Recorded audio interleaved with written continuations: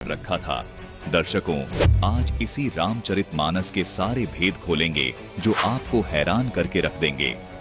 यदि आप सच में सच्चे सनातनी हैं, तो आपको अपने प्रमाणित शास्त्र वेद और गीता जी पर पूर्णतः विश्वास करना होगा। तो चलिए आज मिलकर शास्त्रों के इन चश्मों से सच और झूठ की परख करते हैं। दर्शकों, पूरा हिंदू समाज तुलसीदास कृत रामचरितमानस को प्रमाणित शास्त्र मानता है। रामचरितमानस साक्षात प्रेम समुद्र है। सिया राम का मूर्तिमान स्वरूप है। जो वांग में भगवान का स्वरूप है वो रामचरितमानस है। उसके गायन का मतलब है सिया राम की प्राप्ति।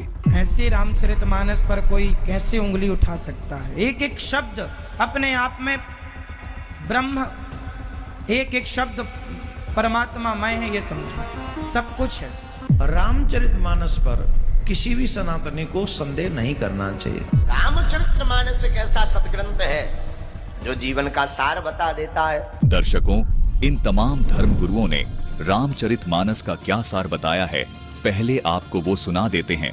सुनिएगा। हमारे धर्म गुरुओं ने आपको केवल एक कथा सुनाई कि भगवान श्री विष्णु स्वयं अवतार लेकर माता कौशल्या के गर्भ से जन्मे थे। उन्होंने जन्म के समय ही अपना चतुर्भुज रूप माता कौशल्या को दिखाकर स्पष्ट भी कर दिया था कि मैं भगवान विष्णु हूँ। उसके बाद जब श्री रामचंद्र जवान हुए तब उनका विवाह सीता जी से हुआ।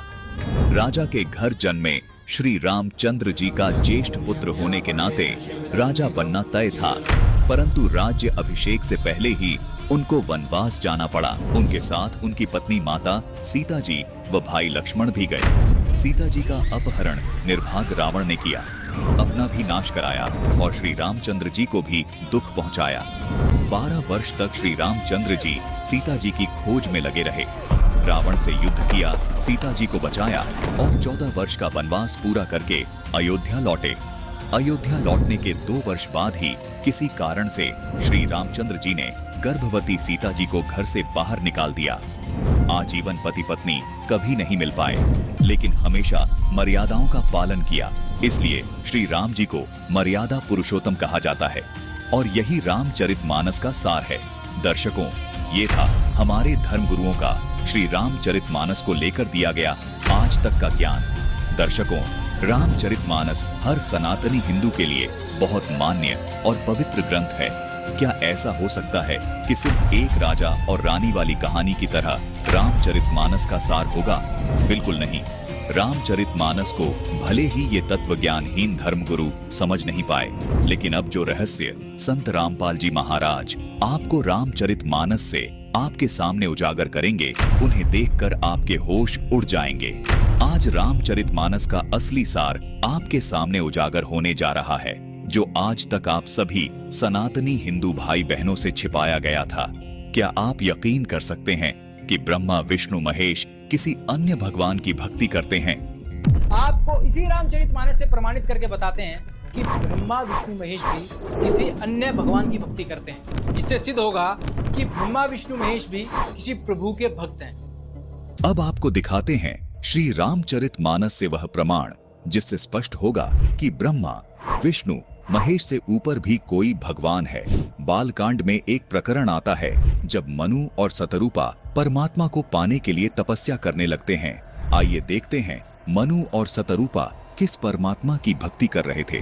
ये है श्री रामचरितमानस से बालकांड का दोहा नंबर 143, जिसकी चौपाई नंबर 3 में लिखा है कि नेति नेति जेहि वेद निरूपा निजानंद निरूपाधि अनुपा शंभु विरंचि विष्णु भगवाना उपजहीम जासु अंस ते नाना। जिन्हें वेद नेति नेति यानी यह भी नहीं कहकर निरूपण करते हैं, जो आनंद स्वरूप उपाधि रहित और अनुपम हैं, एवं जिनके अंश से अनेकों शिव ब्रह्मा और विष्णु भगवान प्रकट होते हैं। रामचरितमानस की इस चौपाई का भावार्थ है संखों ब्रह्मा विष्णु और शिव की आत्मा रूप में उत्पत्ति सच्चिदानंद घन ब्रह्म से हुई है। यहाँ बताने का अर्थ ये है सब आत्माओं की उत्पत्ति उसी पूर्ण परमात्मा से हुई है, जिससे शंखों ब्रह्मा विष्णु महेश जैसी आत्माएं उत्पन्न हो चुकी हैं। इसलिए रामचरितमानस में ये भी कहा गया है कि ईश्वर अंश जीव अविनाशी अर्थात सब जीव आत्माओं का जनक अविनाशी पूर्ण परमात्मा है। आत्म रूप में हम सब की उत्पत्ति परम अक्षर ब्रह्म से हुई है। इसमें ब्रह्मा विष्णु महेश भी शामिल हैं। इसलिए अविनाशी परमात्मा से उत्पन्न होने के कारण आत्मा भी अविनाशी है।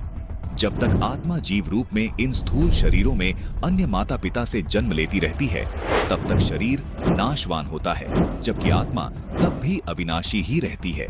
इसलिए काल अर्थात क्षर पुरुष और दुर्गा तथा इनसे उत्पन्न ब्रह्मा विष्णु शिव व इनके अंतर्गत सभी जीव नाशवान है। इसीलिए कहा है कि आत्मा किसी की नहीं मरती, क्योंकि ये पूर्ण परमात्मा के द्वारा उत्पन्न हुई है। वहीं रामचरितमानस के बालकांड के दोहा नंबर 149 की चौपाई नंबर 3 में ब्रह्मा विष्णु महेश की उत्पत्ति काल ब्रह्म से बताई है।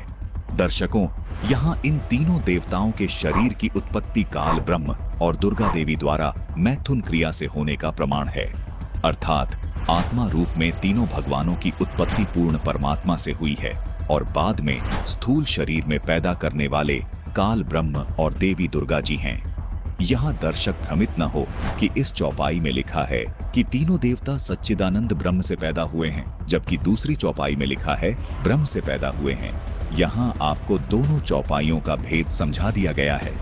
दर्शकों, परम अक्षर ब्रह्म से आत्म रूप में सब जीवों की उत्पत्ति कैसे हुई है, ये विस्तार से जानने के लिए संत रामपाल जी महाराज द्वारा बताई गई संपूर्ण सृष्टि रचना वीडियो अवश्य देखिए। दर्शकों, रामचरितमानस की चौपाइयों को देखने और समझने के बाद कोई संशय शेष नहीं रह जाता है। लेकिन हैरानी की बात है, हमारे हिंदू धर्म के शीर्ष शंकराचार्य आज भी ब्रह्मा विष्णु महेश की वास्तविक स्थिति को नहीं समझ पाए हैं। ये हैं हिंदू धर्म के शीर्ष शंकराचार्य जगन्नाथ पुरी के पीठाधीश्वर श्री निश्चलानंद सरस्वती जी महाराज। इनकी एक प्रवचन सभा में एक बच्चे ने बहुत ही सधा हुआ सवाल किया। पहले इस बच्चे का सवाल सुन लीजिए। मैं कक्षा 5 का छात्र हूँ और मेरा ये प्रश्न है कि शिव पुराण में तो ये लिखा है कि महादेव सबसे बड़े हैं और विष्णु पुराण में ये लिखा है कि विष्णु जी सबसे बड़े हैं, तो फिर कौन सबसे बड़े है? दर्शकों, निसंदेह बच्चे ने बहुत अच्छा सवाल किया है, लेकिन क्या शंकराचार्य जी का जवाब भी इतना ही अच्छा होगा? सुनिए एक बार शंकराचार्य जी का जवाब। बहुत अच्छा बैठो सर, मांझी प्रेमनाथ प्रसिद्ध थे बैठ।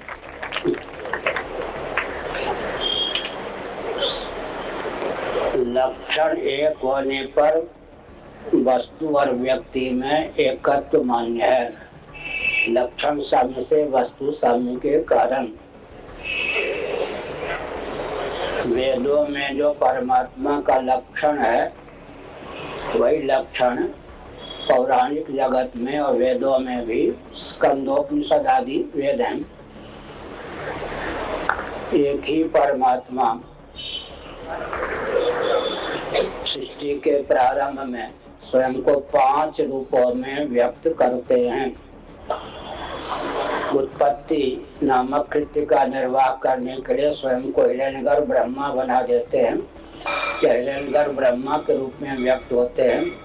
स्थिति नामक कृत्य का पालन, रक्षण नामक कृत्य का निर्वाह करने के लिए वे विष्णु के रूप में, श्रीमन नारायण के रूप में स्वयं को प्रकट करते हैं।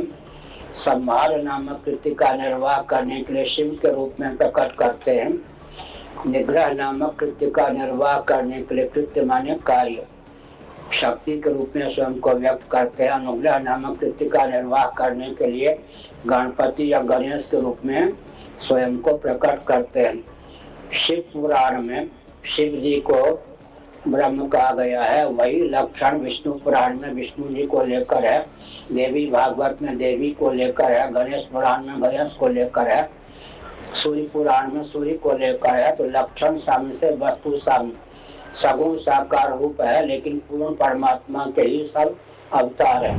दर्शकों, सुना आपने?